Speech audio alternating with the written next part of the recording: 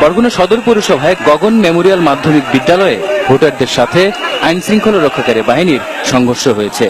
Vote শুরু হতেই একদল দুর্বৃত্ত কেন্দ্রে ঢুকে ব্যালট পেপার ছিনতাই ও বাক্স ভাঙচুর করে চলে যায়।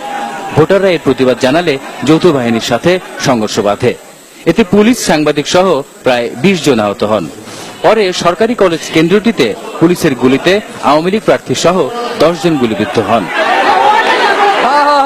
সংঘর্ষ হয়েছে মুন্সিগঞ্জ সদরের ইদ্রাকপুরে সরকার দলীয় ও স্বতন্ত্র প্রার্থীর সমর্থকদের মধ্যে।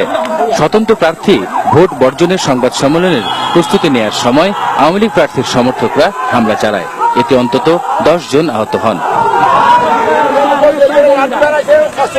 পটুয়াখালীর কুয়াকাটা পৌরসভার একটি কেন্দ্রে বুথ ভাঙচুর, ব্যালট পেপার ছিনিয়ে নেয়ার ঘটনা ঘটেছে।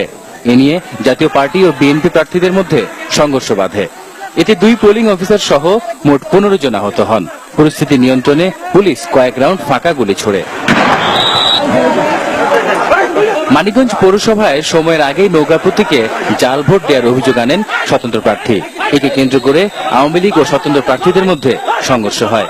পরে পুলিশ এসে পরিস্থিতি নিয়ন্ত্রণে আনে। জাল ভোট দেওয়াকে কেন্দ্র করে সংঘর্ষ হয়েছে জামালপুর সদর পৌরসভাতেও। আওয়ামী লীগ, বিএনপি ও পুলিশের মধ্যে সংঘর্ষে অন্তত 10 জন আহত হন। পরিস্থিতি নিয়ন্ত্রণে আনতে পুলিশকে কয়েক রাউন্ড টিয়ারশেল ছুড়তে হয়।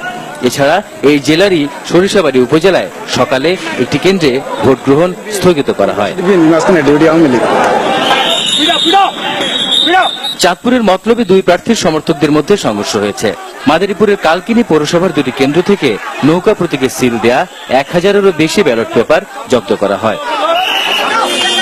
হবিগঞ্জে নির্বাচনের খবর সংগ্রহের সময় বেসরকারি একটি টেলিভিশনের সাংবাদিকের ওপর হামলা চালানো হয়। আর চ্যানেল 24-এর ক্যামেরা ভাঙচুর করা হয় সুনামগঞ্জে। এছাড়া সারা দেশে বেশ কয়েকটি পৌরসভায় ভোট কারচুপির অভিযোগে নির্বাচন বর্জন করেছেন মেয়র ও কাউন্সিলর প্রার্থীরা। এদের মধ্যে আছেন চট্টগ্রামের 3 পৌরসভা, নড়াইল ও ব্রাহ্মণবাড়িয়ার 1টি করে পৌরসভার বিএনপি সমর্থিত মেয়র প্রার্থীরা। এছাড়া সন্দ্বীপ ও লক্ষ্মীপুরেও বেশ কয়েকজন মেয়র প্রার্থী নির্বাচন বর্জনের ঘোষণা দিয়েছেন এরই মধ্যে। সারোয়ার সুমন, চ্যানেল 24।